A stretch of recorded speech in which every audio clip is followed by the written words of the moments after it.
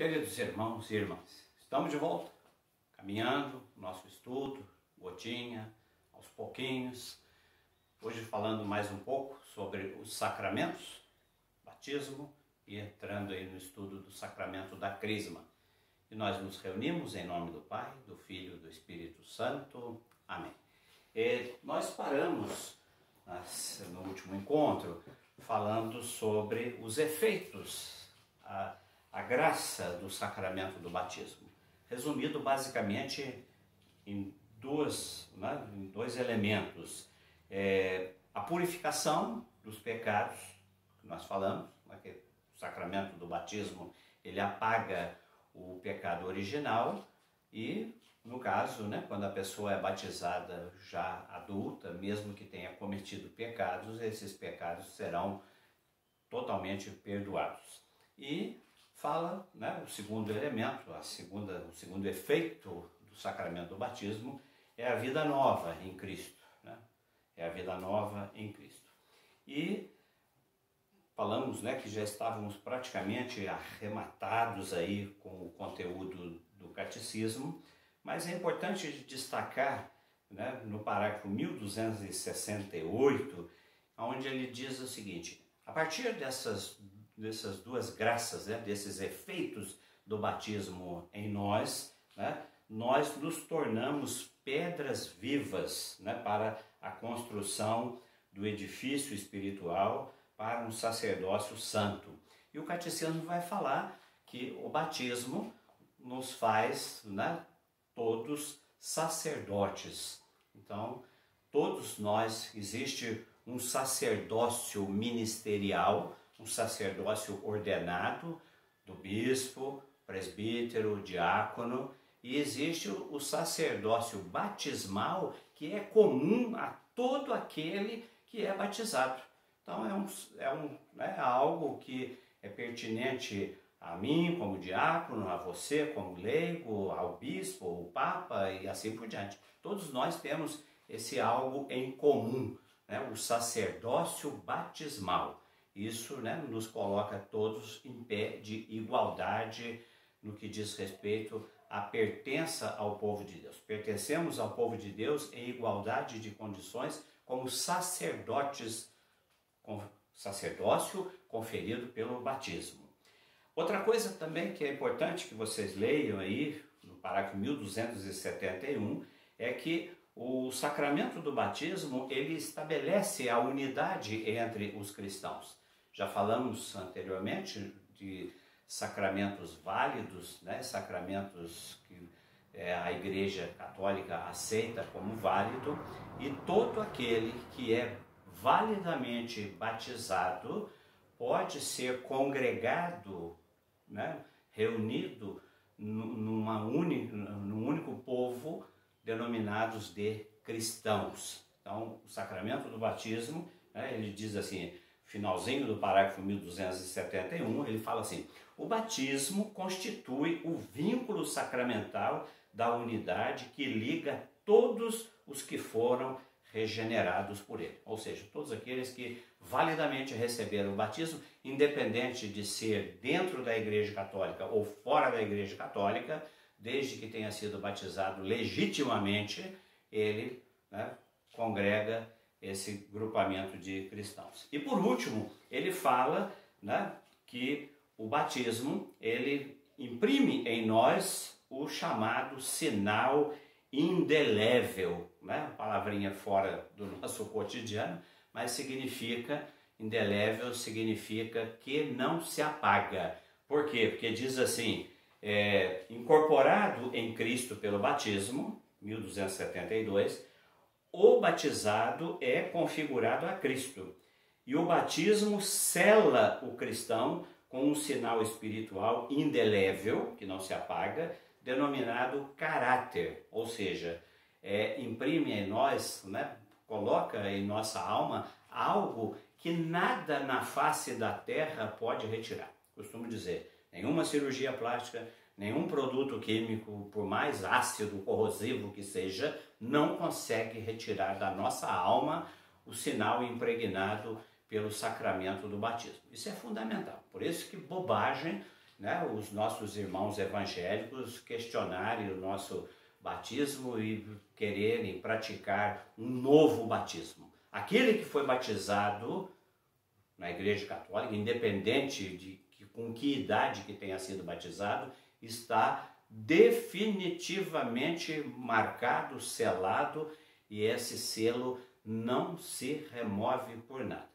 E por isso mesmo, né, ele diz assim que o sacramento, tendo essa característica, o sacramento do batismo, ele não pode ser reiterado, ele não pode ser aplicado uma segunda vez. Batismo, crisma e ordem são 3 sacramentos que só se pode receber uma única vez. Por isso que, né, aquele que é ordenado sacerdote será sacerdote até morrer. Ele pode até ser licenciado, afastado da prática, do exercício sacerdotal, mas ele será sempre. Então não existe ex-padre, não existe ex-diácono, né? Não existe ex-bispo. Será, né, o sacramento imprime essa característica. Para a gente encerrar, terminando aqui a nossa conversa sobre o batismo, é importante prestar bastante atenção no que nós já falamos anteriormente, que no batismo nós recebemos o Espírito Santo. Então, a igreja, né, vem orientando já de algumas décadas para cá o movimento pentecostal que penetrou na Igreja Católica através dos grupos de oração, para que seja evitada a expressão batismo no Espírito Santo. Em 1994, a CNBB promulgou um documento chamado Orientações à Renovação Carismática Católica, e ali no parágrafo 55, a CNBB, né, os bispos do Brasil, responsáveis pela doutrina católica, eles orientam, né, especificamente no parágrafo 55, no artigo 55, sobre onde ele diz que não se deve usar a expressão batismo no Espírito Santo dentro do movimento carismático para não gerar confusão com aquele sacramento que é único, o sacramento do batismo. Que sejam usadas expressões como efusão do Espírito Santo, derramamento do Espírito Santo, mas nunca jamais batismo no Espírito Santo. O Espírito Santo, meu irmão, minha irmã, nós recebemos no dia do nosso batizado. Não é no final do seminário do Espírito, numa reunião carismática, ali nós recebemos o derramamento de algo, né, que já está em nós, o avivamento do Espírito Santo. Grava isso, não é para discutir com ninguém, é só para conhecer o que é certo, tá bom? Vamos falar agora sobre o sacramento da confirmação, o sacramento da crisma.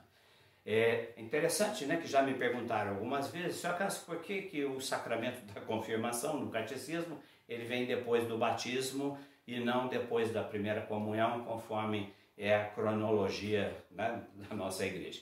É porque no início, quando os primeiros cristãos começaram a ser batizados, era prática que eles recebiam os sacramentos todos numa mesma data, né? Aquele que era batizado era confirmado e, uma vez confirmado, recebia a Eucaristia. E isso até mesmo, né, acontecia com as crianças, e essa prática ainda é, né, observada na igreja oriental, na igreja ortodoxa. Lembra que nós estudamos diversidade litúrgica, igrejas, né, do Oriente, igreja ortodoxa bizantina e a nossa igreja latina romana. Alguns procedimentos são diferentes, mas, né, é a mesma igreja católica, tá certo? Então, o sacramento da confirmação, ele é assim chamado porque exatamente ele vai, né, ratificar aquilo que foi assumido pelos pais, pelos padrinhos, né, para aquela criança, e que ela, na idade da maturidade, é uma idade muito variável, muito discutível, muito questionável, outra hora a gente fala melhor disso aí. Então, o sacramento da confirmação, ele é a ocasião, a oportunidade, né, em que aquela criança que recebeu o Espírito Santo pelo batismo, na fé dos seus pais e padrinhos, agora ela vai confirmar. Por isso que é chamado de crisma ou confirmação. Detalhe, né? Lembrei de um detalhe aqui que é fundamental. Uma coisa também que muita gente pergunta, tem dúvida, fala errado, é o seguinte: o sacramento da crisma, quando a gente se refere ao sacramento, nós devemos dizer a crisma. Então, meu filho está fazendo a crisma, está se preparando para a crisma. O crisma é o óleo, é quando a gente se refere ao óleo que é utilizado na unção, o óleo que é abençoado, né, na missa de quinta-feira. Aconteceu agora 2 semanas atrás, a missa dos santos óleos, onde o óleo do batismo, o óleo dos enfermos e o óleo da crisma é abençoado. Inclusive, se você assistiu à missa, você pode perceber que o óleo do batismo e dos enfermos recebe uma bênção solene, mas o óleo da crisma, ele tem algo mais, né? Tem um momento muito impactante, né? Muito significativo, onde o bispo sopra na ânfora onde está o óleo, no sentido de simbolizar o Espírito Santo, o ruá, o vento, né? Então, é isso aí. A crisma, sacramento. O crisma é o óleo, tá certo? E o sacramento da crisma, também chamado de confirmação. E é preciso, o parágrafo 1285 fala uma coisa aí bem no meio do texto, que ele diz assim: é preciso explicar aos fiéis que a recepção, tá? A recepção deste sacramento é necessária para consumar a graça batismal. Tem muita gente que não dá valor para o sacramento da crisma. Batismo, tá? É fundamental, mas a crisma às vezes é relegada a um segundo plano. Tem um padre muito, né, já falecido, o redentorista, o padre José Ribola, que ele chama o sacramento da crisma de o sacramento da gata borralheira, né, porque é o sacramento daquela, né, o sacramento desprezado, o sacramento, né, que não é tão valorizado.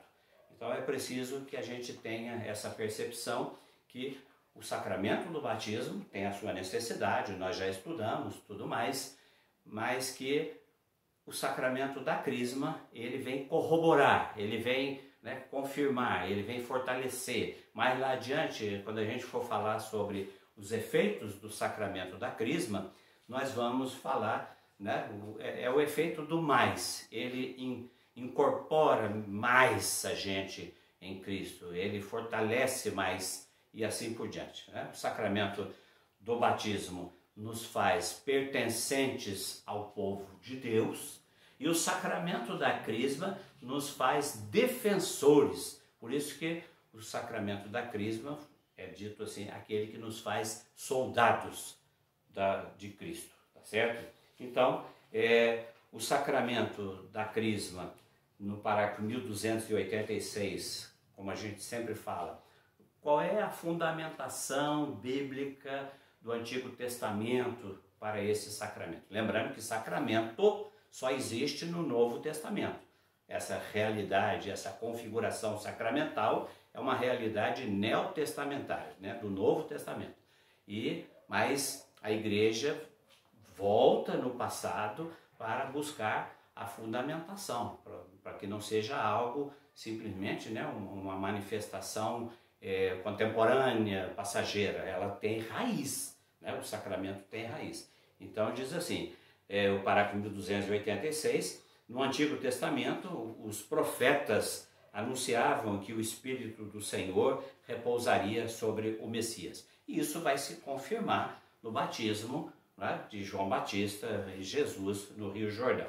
E depois também, né, tem outras passagens que vocês podem pesquisar aí, mas fala também, né, no parágrafo 1287, que essa plenitude, que essa participação do Espírito Santo, ela não deveria ficar confinada, retida somente na pessoa de Jesus, mas que ela seria também para todos nós. E o próprio Jesus faz o anúncio da vinda do Espírito Santo, que seria o elemento chave, né, significativo do sacramento da Crisma. Então, quando ele fala, leiam, né, para a gente finalizar, leiam o Evangelho de São João, capítulo 14, 15 e 16, onde fala, né, insistente, assim, fala categoricamente sobre a promessa do Espírito Santo